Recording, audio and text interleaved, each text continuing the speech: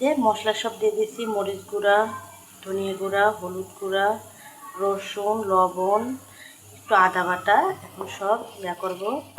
আসসালামু আলাইকুম, আশা করি সবাই ভালো আছেন। আমরাও ভালো আছি আল্লাহর রহমতে। দুপুরে রান্না বাড়া শুরু। দুপুরে রান্না বাড়া শুরু করলাম। মশলাটা সুন্দর মতো এখন কষাবো। এদিক দিয়ে আবার বেগুন দিয়ে, আলু দিয়ে, শুটকি দিয়ে রান্না করতেছি।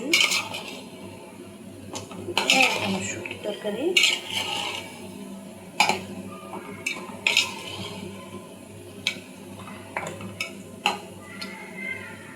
তরকারি এটা মশলাটা কষাইতেছি।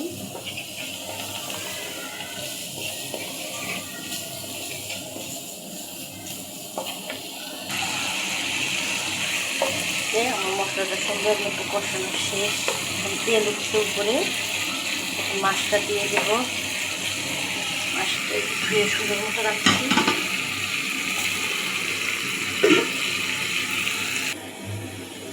এই নদীর বালি আর পাতা মাছ একখানে করে রান্না করবো।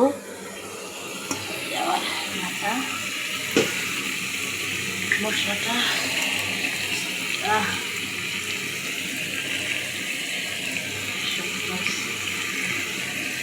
দিলাম। মাছটা দিয়ে দিলাম। এখন একটু সুন্দর মতো নাড়াচাড়া করবো। অনেকগুলো মাছ তো পরে বলে দিচ্ছি। মাছটা সব দিয়ে দিচ্ছি। এখন মাছটা সুন্দর মতো কষানো হোক। একটু পানি নিচ্ছি, পানিটা দিয়ে দেব। যে আমার শুটকি তরকারির কী অবস্থা,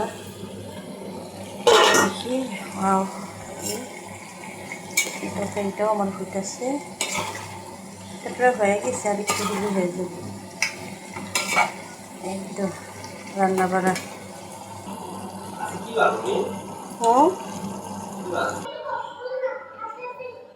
এই যে রান্না বাড়ার ফাঁকে ফাঁকে দুষ্টামি খরগোশ। ওয়াও, খরগোশটা কিন্তু আমার সুন্দর আছে, অনেক সুন্দর না? হ্যালো হ্যালো হ্যালো, ওয়াও অনেক সুন্দর। মাশাআল্লাহ মাশাআল্লাহ। নিয়ে দাও নিয়ে দাও, বাইরে নিয়ে দাও। এই যে আমাদের রান্না বাড়া শেষ। সোনার বাংলাদেশ। এই যে রান্না হয়ে গেছে। এখন ধনেপাতা।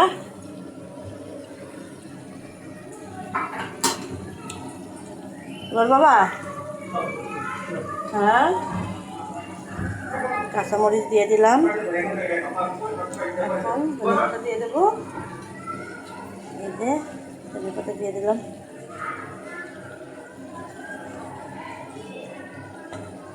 মাছটা কিন্তু দেখতে সেই সুন্দর লাগতেছে। এই যে ঢাকা দিছি। যে রান্না করা শেষ। ইনশাআল্লাহ আবার দেখা হবে। সবাই আমার চ্যানেলটা সাবস্ক্রাইব করবেন, লাইক করবেন, কমেন্ট করবেন। আবার দেখা হবে। আসসালামু আলাইকুম।